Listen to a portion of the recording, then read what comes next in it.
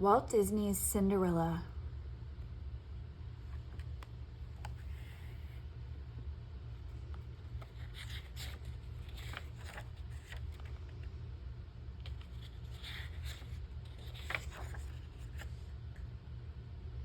Once upon a time, there was a beautiful girl named Cinderella.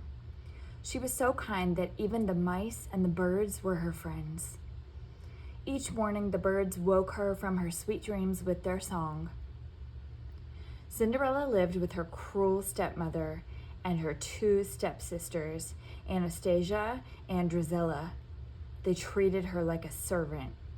Cinderella had to do all the cooking and sewing and washing and scrubbing. Her stepsisters never did any work.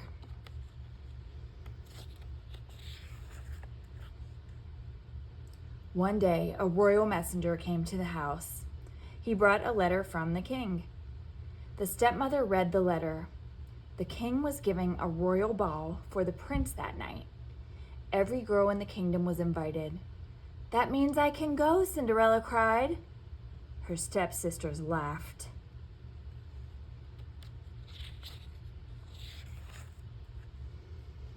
"Imagine Cinderella dancing with the prince," Drizella cackled. "She's only fit to dance with a broom," added Anastasia. "But the letter says every girl is invited," Cinderella insisted. "So it does," the stepmother agreed. "You may go if you get all your work done and if you can find something to wear." "Oh, thank you," said Cinderella. She quickly ran up to her room.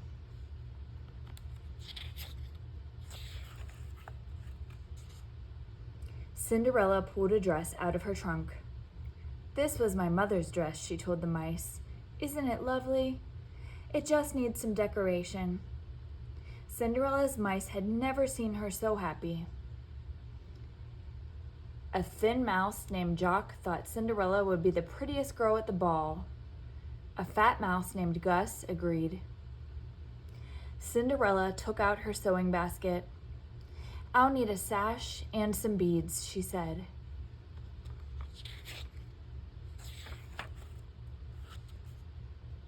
Just then, her stepmother shouted, "Cinderella!" Cinderella hurried downstairs. "Cinderella, wash the floors," her stepmother ordered. "But I washed them yesterday," Cinderella said. "Well, wash them again," snapped the cruel woman, "and dust the drapes and clean the windows and finish the sewing." The mice felt sorry for Cinderella. "Cinderella, do this! Cinderella, do that!" Jacques said. "Cinderella will never have time to fix her dress. Then her stepmother won't have to let her go to the ball." "Poor Cinderella," Gus agreed.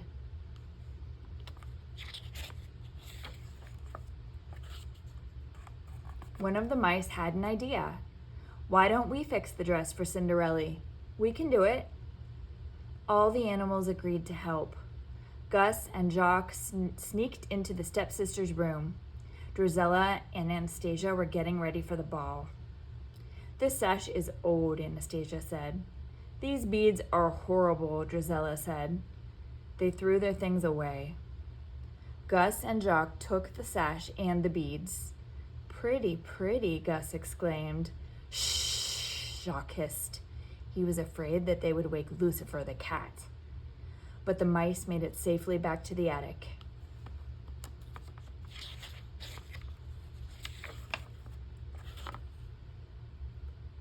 Soon every beak and paw was busy.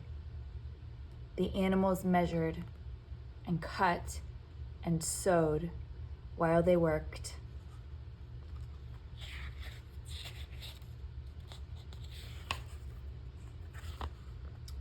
Cinderella helped her stepsisters with their gowns.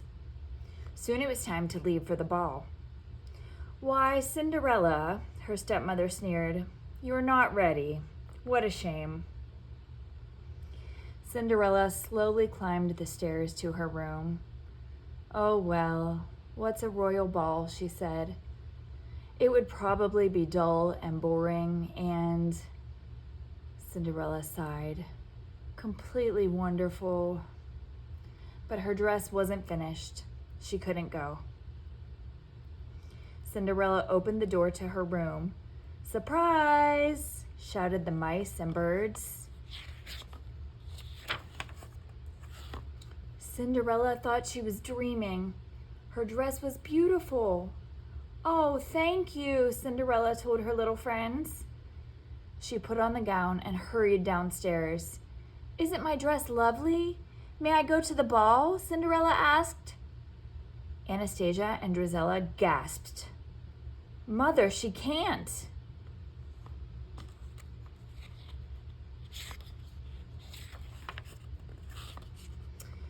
"Well, we did have a bargain," began the stepmother. At that moment, the sisters recognized the things they'd thrown away. "My sash," Anastasia wailed. "My beads," Drizella shrieked. The sisters tore at Cinderella's gown. They took back the sash and the beads. Cinderella was left in rags. Then Drizella and Anastasia went to the ball with their mother. Cinderella ran into the garden. She tried to remember her sweet dreams, but she didn't think they would ever come true. Her animal friends had never seen her so sad.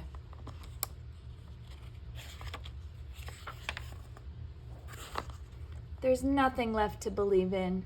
Nothing," Cinderella sobbed. She didn't notice the lights that twinkled and danced all around her. But Jacques and Gus did.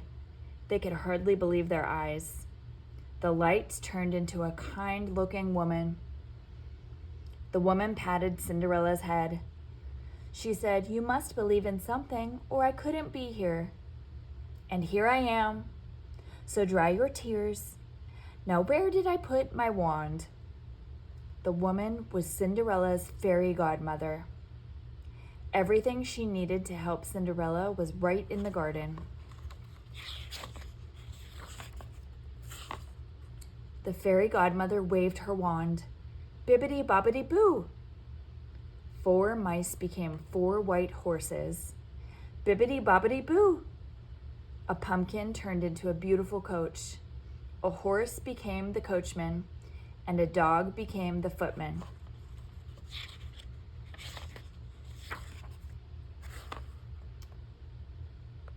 The fairy godmother was very pleased.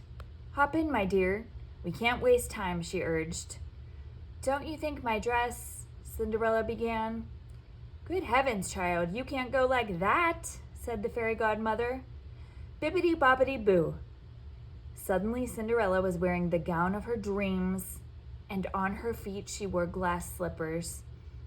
The fairy godmother said, "Like all dreams, my magic must end. At midnight, the spell will be broken."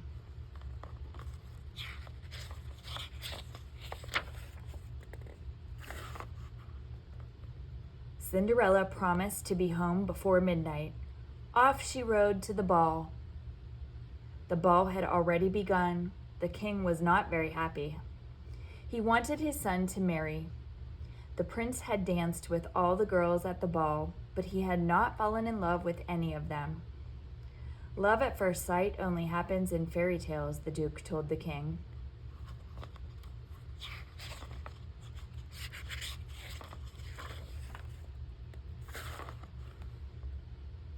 At that moment, Cinderella made her entrance.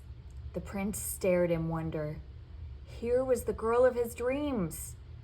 The prince asked Cinderella to dance. Cinderella and the prince danced around the ballroom. Everyone wondered about the beautiful girl. "Do we know her?" Drizella asked. "The prince seems to," Anastasia said jealously. "There is something familiar about her," the stepmother said.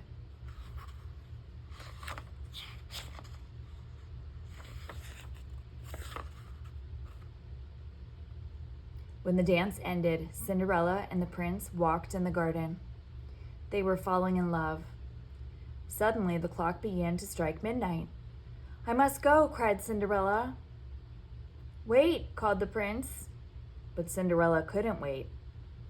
As she fled, she lost one of her glass slippers.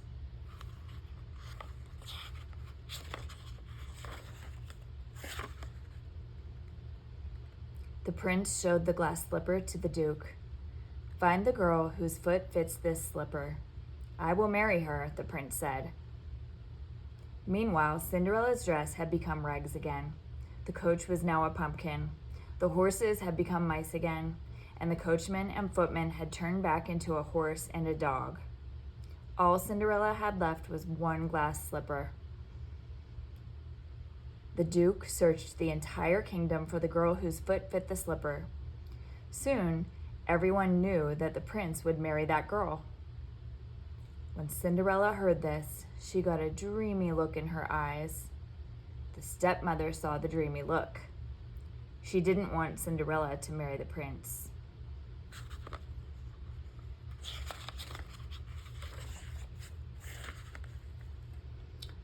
So she locked Cinderella in her room. The stepmother put the key in her pocket and left. Gus and Jacques saw everything. "We've got to get that key," Jacques cried. Gus agreed. The two brave mice managed to get the key from the stepmother's pocket.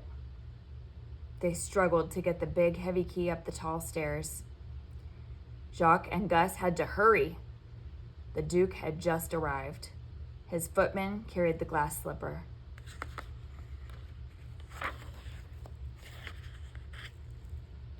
Anastasia tried on the slipper. Her foot was much too big. Drizella tried next.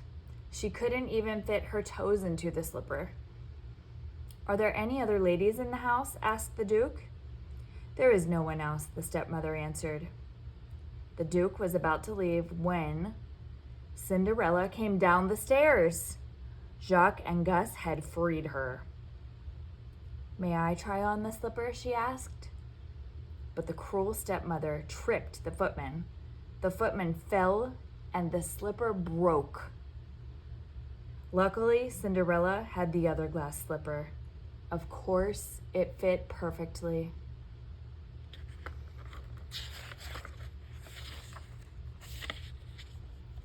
Cinderella and the prince were soon married. It was Cinderella's dream come true. Jacques and Gus weren't surprised because they always knew that if you keep on believing, that's just what dreams do.